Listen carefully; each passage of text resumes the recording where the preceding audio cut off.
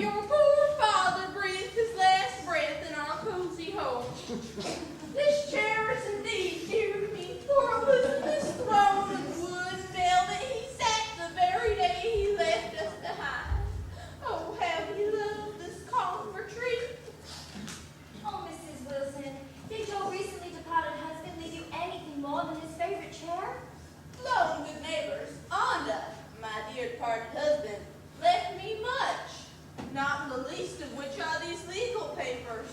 With your permission, I will inspect, decipher, and figure out just how Mr. Wilson's unanticipated absence has left you and sweet Mary Lee.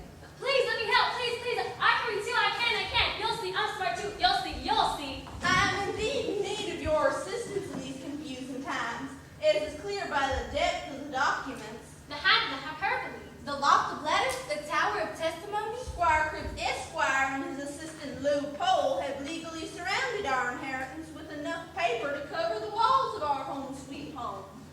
Be it ever so humble, there's no place like home. Forgive me, Mrs. Wilson, but I feel I found it's worse than simply bad. Bag's the news. Bad. Trust me. I know for bags. Trust me. There's nothing left for you. There's nothing. Mother, it is true. This sweet cottage is most dear to us, but we are not the proprietors. Old Squire Cribs Esquire never troubled us much, but as my simple but strong father no longer stands between us and our unworthy landlord, it is generally believed that our cottage will be sold. I fear are soon to be cottageless. Oh no, it can't be so.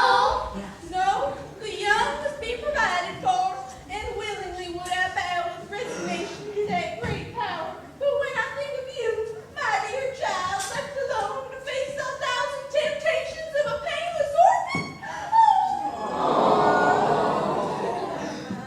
Even our sturdy beast of burdens has sensed our desperate situation has run off. Maybe not that. Maybe lunch for a bar. Lunch? Oh no, it can't be so. Oh no. Darling chef barbecue in the prime of his life, and I'm frantic.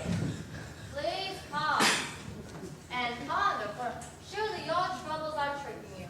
For I am most assuredly frantic, not you. hurry not for me as I'm feeling fine. Your shock of loss has taken its toll.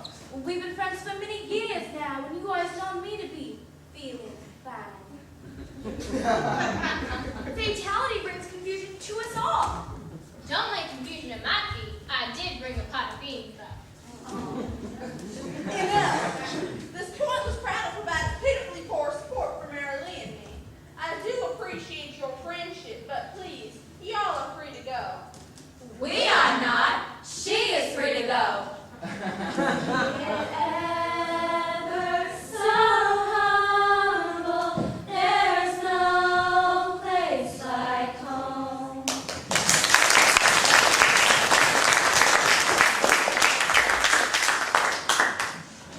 I thank you, friends, but I am just so sad. And fearful that we will be living in a baby wagon out behind the huge new general store in town. I feel you have reason to leave.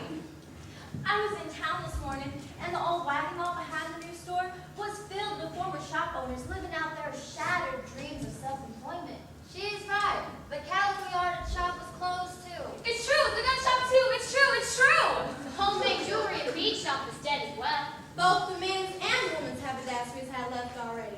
But Squire Crib Esquire still has his office on Main Street. The world may be collapsing, but lawyers can still bill for the sorrow of others. We suffer and lawyers thrive. We suffer. I have had as much of this verbal ping pong as I can handle. I mean, really, what is going on here? Chorus girls don't have lines. They should just sing. And look good. Luther, what are you doing? You can't just stop the action. Your job is to be supported. It's gonna take more than support hose to keep this moving. You may be right. We're almost through with the exposition, so please, on with the show. Okay, but as long as there is no more alliteration and character confusion clogging the plot. Hark! Who's there? Drop your tears, my child. Come in. Good morning, sir. You know my daughter, speak merrily, Wilson. Not as well as I would like to, eh?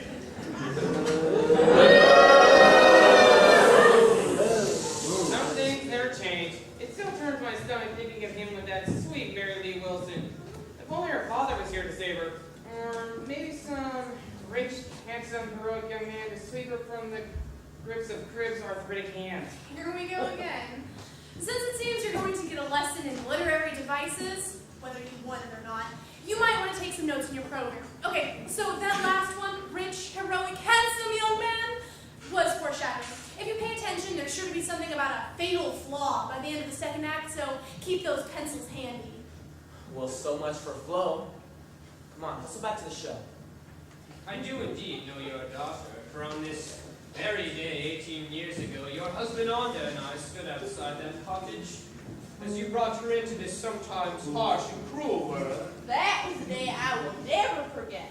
The pain and the joy still lives with me today. Tread softly, my commander. You have touched on tender memories on this dear soul. Both her husband and Shepard lost her. Even today she has lost her child to adulthood. Your wisdom is sage, brushhead. My manners seem to be missing. Excuse me, and good morning, Mrs. Wilson.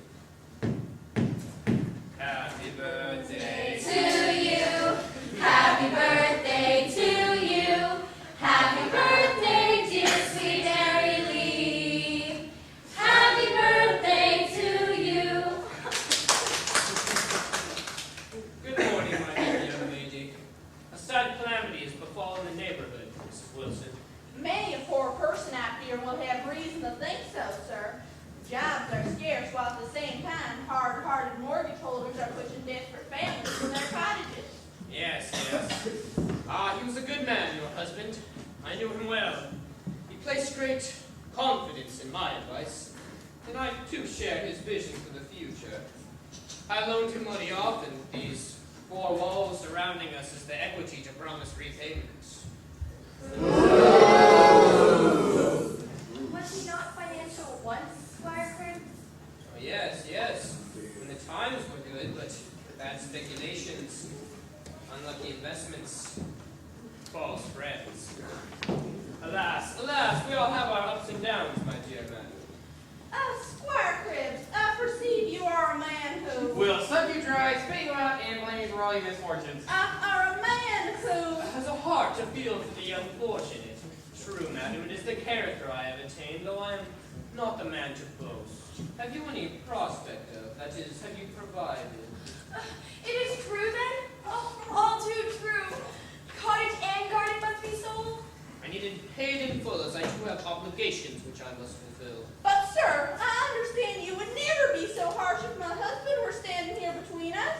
I place great confidence in your prudence, Mrs. Wilson. Heaven knows I have cause to do so for your honored husband's sake. If he were but with us still, he would dispatch this small $1,000 in gold. Financial matter as the payment for the mortgage comes.